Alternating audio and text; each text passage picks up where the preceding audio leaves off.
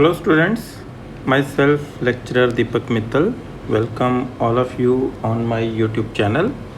आज हम करने जा रहे हैं chapter 3 dimensional geometry for class +2। ये हमारा फर्स्ट लेक्चर है जिसमें हम करेंगे direction ratios and direction cosines. तो इसके लिए ज़रूरी है कि आपको वेक्टर्स चैप्टर है जो वो अच्छे से आना चाहिए। अगर आपने अभी तक वेक्टर्स चैप्टर नहीं किया तो वो आप पहले अच्छे से अगर कर लेंगे तो आपको 3 डायमेंशनल ज्योमेट्री जो चैप्टर है वो अच्छे से समझ में आ जाएगा। तो let's start direction ratios and direction cosines. Direction cosines क्या होते हैं हमारे पास? कहते हैं consider the position vector OA, जिसको हम R के नाम से बुलाएंगे, तो ऑफ ए पॉइंट AXYZ।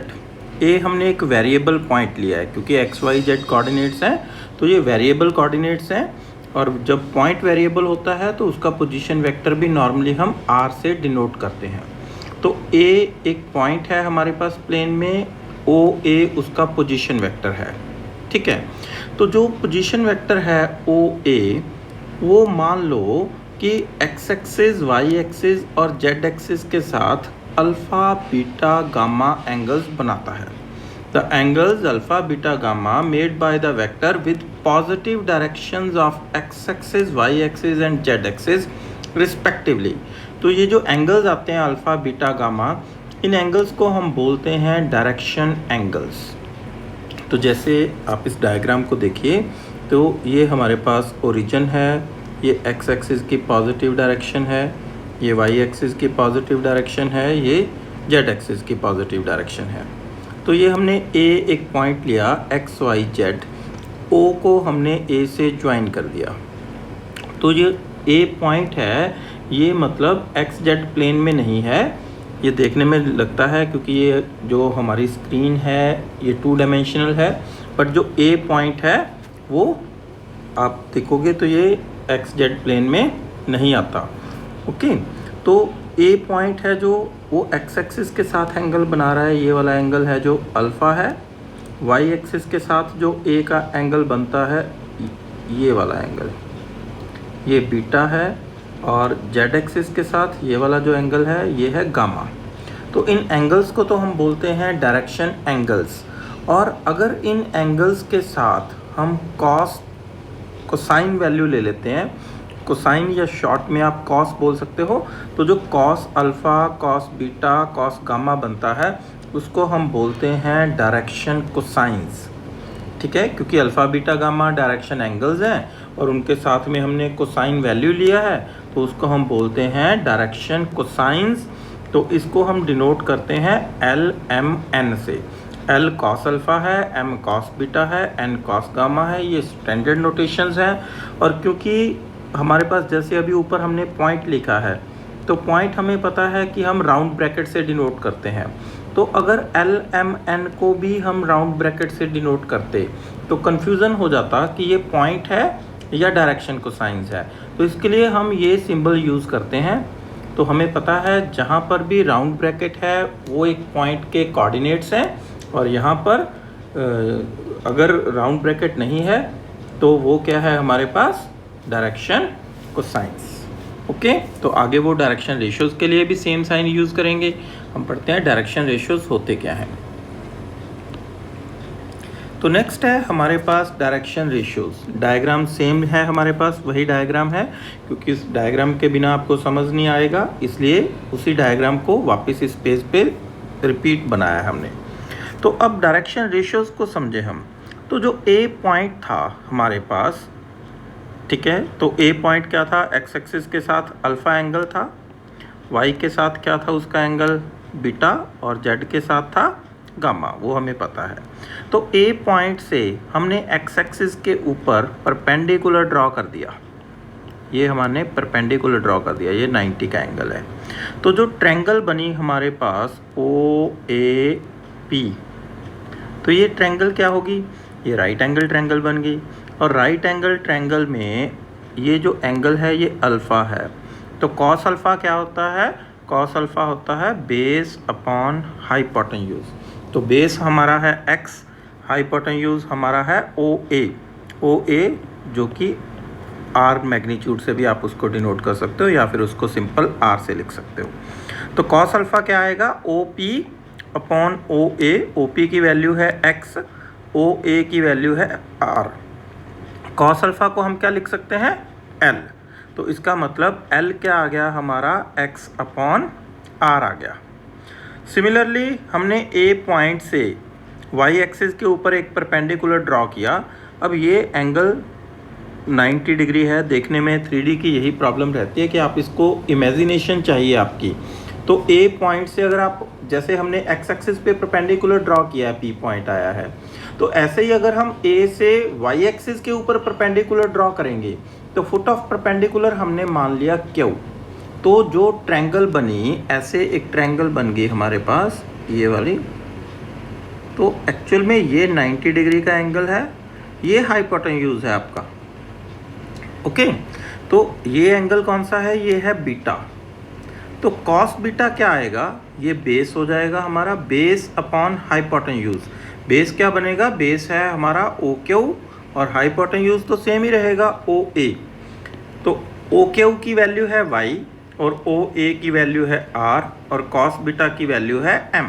तो M क्या आ गया हमारा, M आ गया y अपॉन R। सिमिलरली हम A से Z एक्सिस के ऊपर परपेंडिकुलर ड्रॉ करेंगे और वहाँ से हम निकालेंगे। तो मैंने डायरेक्ट लिख दिया कि N की वैल्यू क्या आएगी, Z अपॉन R आ जाएगी हमारे पास। तो अब A जो पॉइंट था हमारे पास, उसके कोऑर्डिनेट्स क्या थे, A के कोऑर्डिनेट्स थे x, y, z। और x की वैल्यू क्या बनी, x की वैल्यू बनी हमारे पास R cos अल्फ़ा, y की वैल्यू R cos बीटा और z की वैल्यू R cos गामा। तो cos अल्फ़ा को हम L लिख सकते हैं, cos बीटा को M और cos गामा को N। इसका मतलब हमारे पास जो पॉइंट था उसके कोऑर्डिनेट्स क्या बन गए, LR, MR और NR। तो ये जो आए हैं हमारे पास LR, MR, NR, ये क्या है, ये L, M, N के प्रोपोर्शनल है। ठीक है, क्योंकि जो LMN हमारे डायरेक्शन कोसाइंस थे तो ये उनके प्रोपोर्शनल है, मतलब उसको R से मल्टीप्लाई किया है हमने। अगर R कैंसिल कर देंगे तो वापस हमारे पास डायरेक्शन कोसाइंस बन जाएंगे।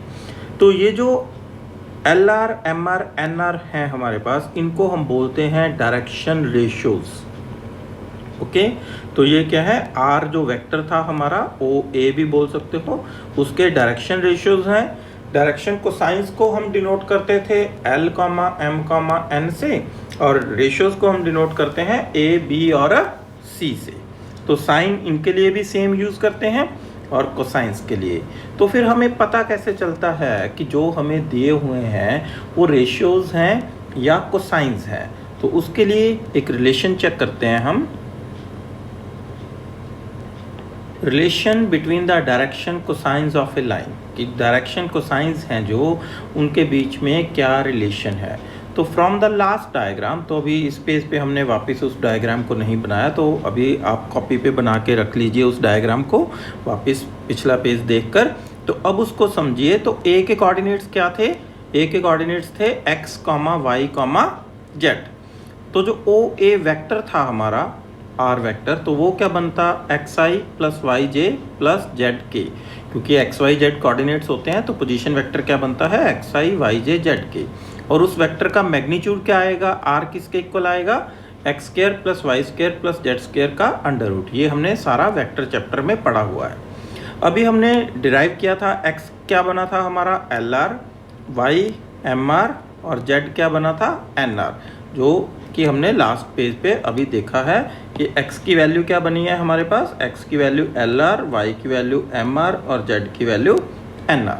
तो ये वैल्यू हम यहाँ पर यूज़ कर रहे हैं। तो X square plus Y square plus Z square क्या बना, वैल्यूज पुट कर दी, L square plus R square plus M square R square plus N square R square common आ गया। और यहाँ से इसको हम फर्स्ट मान लें, तो यूजिंग फर्स्ट इक्वेशन का हमने यूज़ कर लिया, x square y square z square के प्लेस पे क्या पुट कर दिया, आर स्क्वायर। और अब आर स्क्वायर से आर स्क्वायर हो गया कैंसल, तो l square plus M square plus N square is equal to 1। तो ये रिलेशन है डायरेक्शन कोसाइंस के बीच में। तो अब जो हम बात कर रहे थे कि अगर आपको ऐसे दे रखा है कि 2, 3, 5, तो साइन तो डायरेक्शन रेशियोज और डायरेक्शन कोसाइंस में दोनों में यही वाले सिंबल्स हम यूज़ करते हैं। तो हमें पता कैसे चलता है कि ये रेशियोज हैं या कोसाइंस हैं? तो हमने इनका क्या करना है, स्क्वायर करके देखेंगे। तो ये स्क्वायर करके हमारे पास कितना आ गया, 4 + 9 13 + 25 38 आ गया। ये नॉट इक्वल टू 1। तो अगर ये 1 नहीं आया, इट मीन्स ये क्या है, ये डायरेक्शन कोसाइंस नहीं है, ये हैं डायरेक्शन रेशियोज। ओके, तो ये क्या है हमारे पास, डायरेक्शन रेशियोज हैं। तो अगर हमें डायरेक्शन रेशियोज पता है, मान लो हमें 2, 3, 5 दिया है, हमें पता चल गया कि ये कोसाइंस नहीं है, ये डायरेक्शन रेशियोज हैं। तो अब रेशियोज से कोसाइंस कैसे फाइंड कर सकते हैं? तो उसके लिए आगे देखते हैं हम। Method to find direction cosines from direction ratios. अगर हमें डायरेक्शन रेशियोज दिए हैं तो डायरेक्शन कोसाइंस कैसे फाइंड कर सकते हैं हम? तो डायरेक्शन रेशियोज, मान लो आपको लाइन के डायरेक्शन रेशियोज दिए हैं ए, बी, सी, और मान लो उसी लाइन के जो डायरेक्शन कोसाइंस हैं वो हैं एल, एम, एन। तो हमने पढ़ा था कि रेशियोज जो होते हैं वो प्रोपोर्शनल होते हैं कोसाइंस के। इसका मतलब l upon a, m upon b, n upon c is equal to some constant आना चाहिए। हमने मान लिया उस कांस्टेंट को एक नाम दे दिया के। तो एल की वैल्यू के ए बन गया, एम के बी हो गया, एन के सी हो गया। बट हमें पता है कि l square plus M square plus N square तो 1 होता है, ये तो रिलेशन है। तो यहाँ पर वैल्यूज़ पुट कर दी गई। तो ये बन गया के स्क्वायर ए स्क्वायर, के स्क्वायर बी स्क्वायर, के स्क्वायर सी स्क्वायर का सम इक्वल टू 1 आ गया। के कॉमन ले लिया हमने के स्क्वायर, तो ये हो गया 1 upon A square plus B square plus C square, और दोनों साइड हमने स्क्वायर रूट कर दिया। तो के की वैल्यू क्या आ गई, plus minus 1 upon square root of a square plus B square plus C square. तो अब डायरेक्शन कोसाइंस क्या है? डायरेक्शन कोसाइंस तो थे हमारे पास एल, एम, एन, और एल की वैल्यू है के टाइम्स ए, और के की वैल्यू हमने ये निकाल रखी है। तो ये वैल्यूज़ पुट कर दी, तो ये हमारे पास आ गए डायरेक्शन कोसाइंस आ गए हमारे पास। ओके, तो अभी आपको यहाँ पर प्लस का साइन यूज़ करना है या माइनस का साइन? अगर तो क्वेश्चन में कुछ मेंशन किया है तो हम उसके अकॉर्डिंग देखेंगे, अदरवाइज हम ऑलवेज प्लस का साइन यूज़ करेंगे। मतलब हम क्वेश्चन में के की वैल्यू हमेशा यही यूज़ करते हैं, प्लस वाली। तो ए बी सी पे डिपेंड करता है। अगर ए बी सी पॉजिटिव हैं तो पॉजिटिव आ जाएंगे, नेगेटिव हैं तो नेगेटिव आ जाएंगे। ठीक है, अगर तो आपको मेंशन कर रखा है कि के आपने नेगेटिव लेके सॉल्व करना है तो नेगेटिव लेंगे, अदरवाइज हम के को हमेशा पॉजिटिव लेते हैं। मतलब आप ये मान सकते हो कि भाई सिर्फ यहाँ पर प्लस का साइन लेके ही क्वेश्चन सॉल्व करना है। ओके स्टूडेंट्स, नेक्स्ट है हमारे पास direction ratios of a line passing through 2 points. अगर हमें 2 पॉइंट्स दिए हैं, उन 2 पॉइंट्स में से पास करने वाली एक लाइन है, मान लो ये पॉइंट्स हैं, तो ये हमारे पास एक लाइन बन जाएगी। इस लाइन के हमें डायरेक्शन रेशियोज निकालने हैं। ठीक है, तो मान लो पॉइंट्स हैं ए x1 y1 z1 और b है पॉइंट x2 y2 z2। तो ए बी पॉइंट का पोजीशन वेक्टर क्या आएगा? वो हमने वेक्टर चैप्टर में पढ़ा है कि ए बी वेक्टर क्या आता है, सॉरी पोजीशन वेक्टर नहीं, ए बी वेक्टर क्या आएगा? वो आएगा position vector of B minus position vector of A. तो ए बी वेक्टर क्या आएगा, x2 minus x1 i, y2 minus y1 j और z2 माइनस z1 k। ठीक है, तो यहाँ से डायरेक्शन रेशियोज ऑफ लाइन क्या आ जाते हैं, जो हमारे उसके कंपोनेंट्स हैं वेक्टर के, वही उस लाइन के डायरेक्शन रेशियोज होते हैं। तो डायरेक्शन रेशियोज क्या आ जाएंगे, x2 minus x1, y2 minus y1, z2 minus z1। और जो रेशियोज होते हैं उनमें से आप कुछ भी कॉमन लेके कैंसिल कर सकते हो। तो मैंने माइनस कैंसिल कर दिया, तो क्या बना, x1 minus x2, y1 minus y2, z1 minus z2। या आप डायरेक्टली इसको ऐसे समझ सकते हो कि अगर 2 पॉइंट्स दिए हैं तो उनके रेशियोज निकालने हैं तो पॉइंट्स को माइनस करना है। आप a में से b को माइनस कर सकते हो या फिर b में से a को भी माइनस कर सकते हो। नेक्स्ट है डायरेक्शन कोसाइंस ऑफ एक्सिस। हमारे पास 3 एक्सिस होते हैं, एक्स एक्सिस, वाई एक्सिस और जेड एक्सिस। मान लो ये एक्स एक्सिस है, ये वाई एक्सिस है और ये जेड एक्सिस है। अब देखो angle made bye x axis with x axis, x axis अपने साथ कितना एंगल बनाता है, तो 0 बनाएगा। कोई भी लाइन अपने आप के साथ तो 0 बनाती है। एक्स और वाई के बीच में कितना एंगल है, 90 है।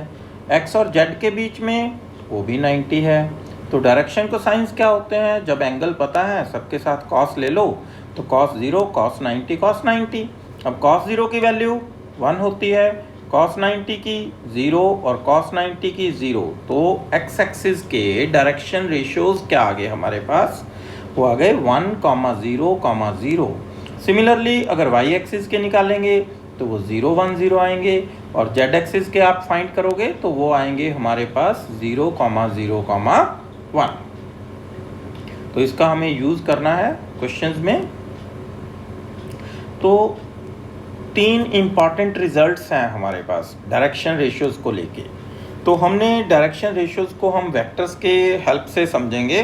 तो वेक्टर्स फिर एक से बार आपको बताता हूँ कि वेक्टर्स चैप्टर अगर आपने नहीं पढ़ा तो आपको वो अच्छे से पढ़ना ही पड़ेगा 3D चैप्टर को समझने के लिए। ओके, तो डिस्क्रिप्शन बॉक्स में लिंक दिए हुए हैं सारे वेक्टर्स के वीडियोस के, तो आप टाइम निकाल के उनको पहले अच्छे से देखना ज़रूर। तो डायरेक्शन रेशियोज ऑफ 2 लाइंस, मान लो हमारे पास 2 लाइंस हैं जिनके डायरेक्शन रेशियोज हैं A1 B1 C1 और A2 B2 C2। तो ये तीनों पॉइंट्स हम इसी एजम्पशन पे ले रहे हैं कि 2 लाइंस हैं जिनके direction ratios A1 B1 C1 और A2 B2 C2 हैं। तो इनके कॉरस्पॉन्डिंग अगर मैं वेक्टर एज्यूम करूँ, ठीक है, तो हमने पढ़ा था कि जो वेक्टर होता है उसके जो कंपोनेंट्स होते हैं स्केलर कंपोनेंट्स, तो वो क्या होते हैं, डायरेक्शन रेशियोज होते हैं। तो अगर direction ratios A1 B1 C1 है तो वेक्टर क्या बनना चाहिए हमारा, वेक्टर को नाम दे दिया P, तो A1 B1 C1 से ही तो आएगा वेक्टर, तो वो बनेगा A1I B1J C1K। Similarly Q vector क्या बनेगा हमारे पास, वो सेकेंड लाइन का है तो वो बनेगा A2I B2J C2K। तो अगर आपको वेक्टर पता है उसके डायरेक्शन रेशियोज निकालने हैं तो वो ऐसे बन जाते हैं A2 B2 C2। और अगर डायरेक्शन रेशियोज पता है तो उससे वेक्टर निकालना है तो रेशियोज के साथ I J के लो तो वो वेक्टर बन जाता है। तो अब अगर लाइंस परपेंडिकुलर हैं तो वेक्टर भी परपेंडिकुलर होंगे, और वेक्टर जब परपेंडिकुलर होते हैं तो उनकी डॉट प्रोडक्ट 0 होती है। तो इसका मतलब P डॉट Q क्या आना चाहिए, 0 आना चाहिए। तो इसका मतलब A1 A2 B1 B2 C1 C2। तो ये सारा हमने जो स्केलर प्रोडक्ट का हमारा लेक्चर 6 है, लेक्चर 6 वेक्टर्स पे, उसमें ये सारा हमने स्केलर प्रोडक्ट के रिजल्ट उसमें ड्राइव किए हुए हैं, तो उनका हम यूज़ कर रहे हैं। इफ़ लाइंस आर पैरेलल, अगर लाइंस पैरेलल हैं तो जब लाइंस पैरेलल होती हैं तो वेक्टर्स क्या होते हैं, वेक्टर्स कोलिनियर हो जाते हैं। और जब वेक्टर्स कोलिनियर होते हैं तो उनके जो स्केलर कंपोनेंट्स होते हैं वो प्रोपोर्शनल होते हैं, ठीक है। तो इसका मतलब P और Q के जो कंपोनेंट्स हैं स्केलर कंपोनेंट्स वो प्रोपोर्शनल होने चाहिए। तो रिजल्ट क्या बना, A1 upon A2 B1 upon B2 is equal to C1 upon C2। तो ये सारे वेक्टर्स के रिजल्ट यूज़ हो रहे हैं यहाँ पर। और लास्ट रिजल्ट है कि अगर आपको 2 लाइंस के डायरेक्शन रेशियोज दिए हुए हैं और उन दोनों लाइंस के बीच में एंगल पता करना है हमें, मान लो दोनों लाइंस के बीच में एंगल है थीटा, इसका मतलब दोनों वेक्टर्स के बीच में भी कितना एंगल बना, वो भी थीटा बना।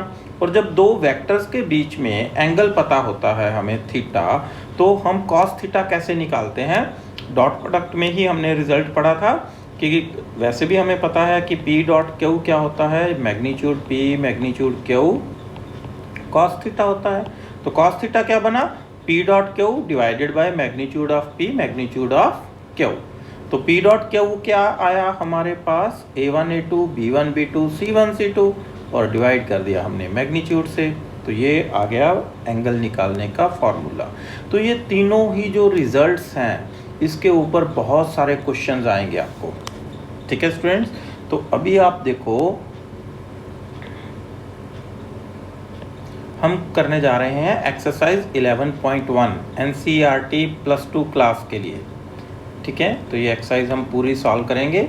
फर्स्ट क्वेश्चन है, if a line makes angle 90 degree 135 45 with x y and z axis respectively, find its direction cosines. तो क्योंकि +2 बोर्ड की क्लास है, आपके पेपर बाहर चेक होने जाने हैं, तो आपको क्वेश्चन आने के साथ साथ उसको प्रॉपरली लिखना भी आना चाहिए। तो इसीलिए हमने क्वेश्चन को पूरा यहाँ पर लिखकर सॉल्व करेंगे। तो angle made by the lines are, जो लाइन है, लाइन के जो एंगल्स हैं वो क्या है, 90 135 और 45 हैं। किसके साथ, एक्स एक्सिस वाई एक्सिस और जेड एक्सिस के साथ रिस्पेक्टिवली ऑर्डर में है। तो डायरेक्शन कोसाइंस क्या बनेंगे, cos 90 cos 135 cos 45। cos 90 की वैल्यू होती है 0, 135 सेकंड क्वाड्रेंट, cos नेगेटिव होता है तो उसकी वैल्यू है -1/√2 और cos 45 की वैल्यू है 1/√2। तो ये आ गई उसके डायरेक्शन कोसाइंस। सेकंड क्वेश्चन है, find the direction cosines of a line which makes equal angles with the coordinate axis. एक ऐसी लाइन जो कि तीनों के तीनों कोऑर्डिनेट एक्सिस के साथ इक्वल एंगल्स बनाती है, उसके डायरेक्शन कोसाइंस फाइंड करने हैं।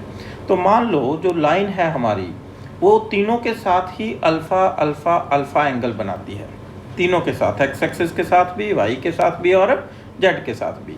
तो उसके डायरेक्शन कोसाइंस क्या आ जाएंगे, वो आएंगे cos alpha cos alpha cos alpha.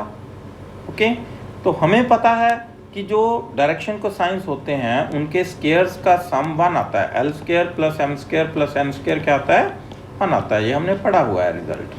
तो cos square alpha plus cos square alpha plus cos square alpha 1 आ गया, 3 cos स्क्वायर अल्फ़ा 1 आ गया और cos स्क्वायर अल्फ़ा 1/3 हो गया। तो यहाँ से cos अल्फ़ा क्या बना, ±1/√3। तो डायरेक्शन कोसाइंस क्या आ गए हमारे पास, l m n थे, तो तीनों की वैल्यू सेम है, तो ±1/√3 ±1/√3 ±1/√3 आंसर आ गया। नेक्स्ट क्वेश्चन है,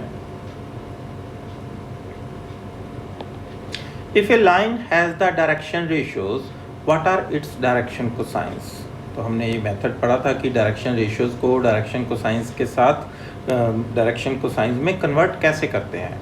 तो डायरेक्शन रेशियोज हमें दिए हुए हैं, डायरेक्शन कोसाइंस बनाने हैं हमें। तो हमें करना क्या होता है कि जो ए बी सी की वैल्यू है उनके स्केयर्स के सम के अंडर रूट के साथ हमें डिवाइड करना है। तो यहाँ मैंने लिख दिया -18 का स्केयर, 12 का स्केयर और -4 का स्केयर। तो वो 12 के अपॉन में भी सेम आएगा, -4 के अपॉन में भी सेम आएगा। तो इसको अगर सॉल्व करेंगे तो ये बनेगा -18 का स्केयर हो गया 324, 12 का 144, 4 का 16, बाकी सेम रहेगा। तो ये हो गया 324 + 144 + 16, ये हो गया 484। तो तीनों में सेम ही आना होता है ये तो। और 484 क्या होता है, ये होता है 22 का स्क्वायर होता है। तो 484 का स्क्वायर रूट क्या आ गया, 22। तो 22 आ गया, ये हमने कैंसिल आउट कर दिया। तो ये बना -9/11, 6/11, -2/11। तो ये हमारा थर्ड क्वेश्चन का आंसर आ गया। नेक्स्ट है, show that the points this this and this are collinear. तो हमें पता है पॉइंट्स को कोलिनियर करने के हमारे पास और भी ढेरों मेथड हैं, वेक्टर्स में भी हमने कई पढ़े हैं मेथड्स। अभी इस क्वेश्चन को हम डायरेक्शन रेशियोज़ की हेल्प से करने जा रहे हैं। तो हमें पॉइंट्स जो दिए हैं, मान लो उनको हमने नाम दे दिया ए बी और सी। तो अगर ए बी के डायरेक्शन रेशियोज़ फाइंड करें तो वो कैसे करते हैं, बी में से ए माइनस कर लेते हैं। तो -1 -2, फिर -2 में से 3 माइनस कर दिया, फिर 1 में से 4 माइनस कर दिया। तो ये क्या हो गया, -3 -5 -3। सिमिलरली BC के डायरेक्शन रेशियोज़ फाइंड कर दिए, वो आ गए 6 10 6।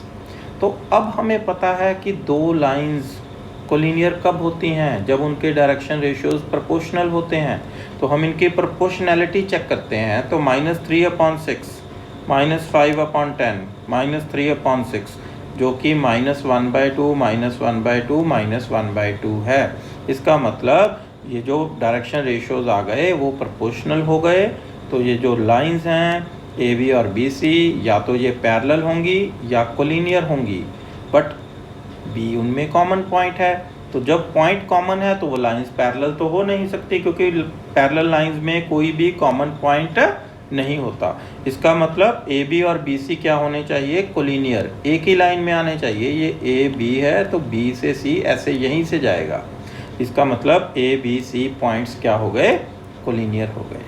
और लास्ट क्वेश्चन है 11.1 एक्सरसाइज का कि find the direction cosines of the sides of the triangle whose vertices are given. एक ट्रायंगल है जिसके वर्टिसेस गिवन हैं, हमने वर्टिसेस को नाम दे दिया ए बी और सी। तो सबसे पहले हमने क्या किया, ए और बी के कोऑर्डिनेट्स पता थे तो ए बी के डायरेक्शन रेशियोज निकाल लिए हमने।